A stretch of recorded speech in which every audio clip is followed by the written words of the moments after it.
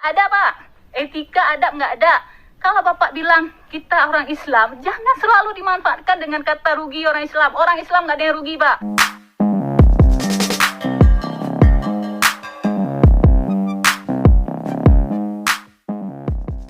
Ya, seperti apa tanggapan dari ibu-ibu yang ada di Aceh nih soal statement dari Ketua YARA? Kalau teman-teman nanya YARA itu apa? Yaitu singkatan dari Yayasan Advokasi Rakyat Aceh. Advokasi itu kayak para pengacara lah ya. Dan di sini kalau kita lihat yayasannya itu ada kata rakyatnya, Yayasan Advokasi Rakyat Aceh. Tetapi para pengacara tersebut nampaknya tidak berada di pihak rakyat, justru berbalik. Rakyat menolak orang Rohingya, tetapi dia justru menerima. Nah, sebelumnya di video kali ini kita akan melihat dulu ya. Sebelum salah satu oknum kasus TPPO ditetapkan sebagai tersangka, orang ini itu dapat kita lihat ya, menyamar seolah-olah dia ini seperti orang yang baru datang dan menggendong anak kecil. Tetapi yang kita bahas di sini mengenai namanya. Kalau kalian lihat ketika diwawancara oleh wartawan, itu dia mengaku namanya Muhammad Alom. Tetapi kalau kalian lihat di berita resmi ketika dia sudah ditangkap, itu namanya Muhammad Amin. Jadi dia ini berganti-ganti nama, meskipun inisialnya tetap MA, tetapi ujung dari kata namanya itu berbeda. Jadi menurut pengakuannya, ketika para imigran dari Rohingya ini belum turun, mereka ini pantau dari kejauhan. Setelah turun baru deh dia juga ikut-ikutan, seakan-akan seperti orang yang baru turun dari kapal. Tapi dikarenakan sering beredar di media sosial, diwawancara, akhirnya orang ini itu dicurigai guys, karena mungkin dari pengakuan namanya juga berbeda-beda, berganti-ganti nama. Oke, langsung saja kita lihat seperti apa tanggapan dari ibu-ibu di Aceh. Ini menanggapi Ketua YARA yang mau tampung Rohingya, diselepet kabarnya nih. Assalamualaikum warahmatullahi wabarakatuh. Saya mohon waktunya. Saya akan memberikan tanggapan kepada Bapak Safarudin Sarjana Hukum selaku Ketua Yayasan Advokasi Rakyat Aceh. Perkenalkan Pak, nama saya Hasrati atau lebih dikenal Titi Hasrati. Saya ini seorang emak-emak biasa aja Pak, enggak tamat kuliah ya. Emak-emak yang cuma ngurusin anak, suami, rumah dan lain sebagainya. Jadi di sini Bapak katakan sebagai Ketua YARA, Yayasan Advokasi Rakyat Aceh, Bapak Safarudin SH mengatakan orang-orang yang menolak memberikan pertolongan pada pengungsi Rohingya dapat dikenakan dengan hukum pidana. Adapun pasal yang dapat disangkakan adalah pasal 531 dan 359 KUHP. Pak, kalau Bapak mau lihat, itu semua negara nggak mau terima dia Pak. Malaysia sekarang sedang merazia semua pengungsi-pengungsi Rohingya ataupun WNA yang ada di situ dengan yang masuk dengan ilegal, termasuk Rohingya. Mereka sudah stres ngurus orang Rohingya nih. Mereka akhlak nggak ada Pak, etika adab nggak ada. Kalau Bapak bilang kita orang Islam, jangan selalu dimanfaatkan dengan kata rugi orang Islam. Orang Islam nggak ada yang rugi Pak. Ya, orang Islam harus pintar, jangan dibodoh-bodohi dengan rugi kata Islam atau rugi ke orang Aceh. Jangan. Kita harus pintar. Masyarakat Aceh nih masih banyak di bawah garis kemiskinan Bapak. Coba Bapak lihat, masih banyak orang yang cari-cari rongsokan. Masih banyak orang-orang pengangguran. Masih banyak. Ngapain ngurusin orang lain yang jelas-jelas mereka itu melarikan diri. Mereka itu diorganisir. Mereka itu membayar 14 juta satu orang. Ada Pak orang terdampar mau pura-pura terdampar, kasih duit biar terdampar? Enggak. Terdampar kok di satu tempat melulu. Ya? Enggak di tempat-tempat lain. Nama juga tersasar. Kesasar itu kan dibawa ke sana, dibawa kemari. Nah mereka bisa ke laut kita terus Pak. Ya. Terus Bapak bilang kalau memang Aceh tidak bisa menerima, ada lahan, kasih lahan. Nanti akan ada UNCRIT-nya akan bangun, ada UNHCR, ada IOM, dan ada UNDP yang akan bangun kata Bapak. Ya, Bapak persis seperti kaki tangannya PBB. Ya, mereka minta Indonesia menyediakan tempat buat mereka. Setelah kasih tempat, bagi dua daerah, kasih satu untuk mereka, kita satu. Kemudian mereka akan datang berperang, demo, minta lahan. Gak usah jauh-jauh kita bilang kayak Palestina sekarang, gak usah kita bilang ke situ, mungkin gak ada bukti. Tapi bisa saja kejadian seperti itu. Nah, saya Pak, sebagai masyarakat Aceh, sebagai seorang emak-emak yang peduli akan tanah air Indonesia ini dan tanah air kita Nanggro ini, Nanggro Aceh ini Pak, pejuang-pejuang kita dulu memperjuangkan bukan untuk pengungsi Rohingya atau orang luar, enggak, untuk anak cucu Aceh. Jangan berikan tanah air kita yang diperjuangkan dengan darah, keringat, harta, air mata untuk mereka yang enggak jelas. Mereka Islam enggak jelas, sholat enggak ada. Begitu lihat perempuan kayak lihat ikan asin.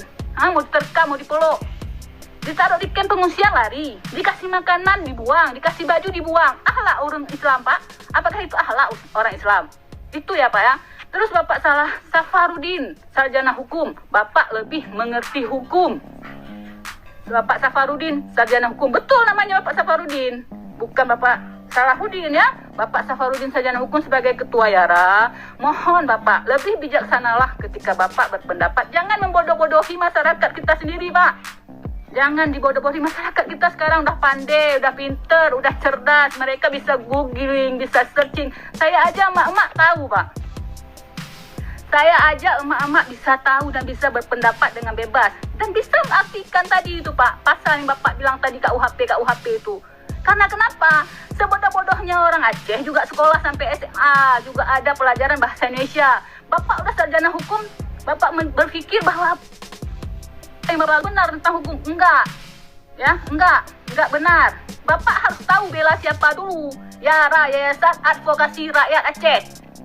Punya pegangan advokasi rakyat Aceh. Harusnya Bapak memperjuangkan keinginan masyarakat Aceh untuk menolak para pengungsi Rohingya. Semua sekarang menolak, tiba-tiba Bapak muncul suruh terima. Maksudnya apa? Apa Bapak dapat juga ini?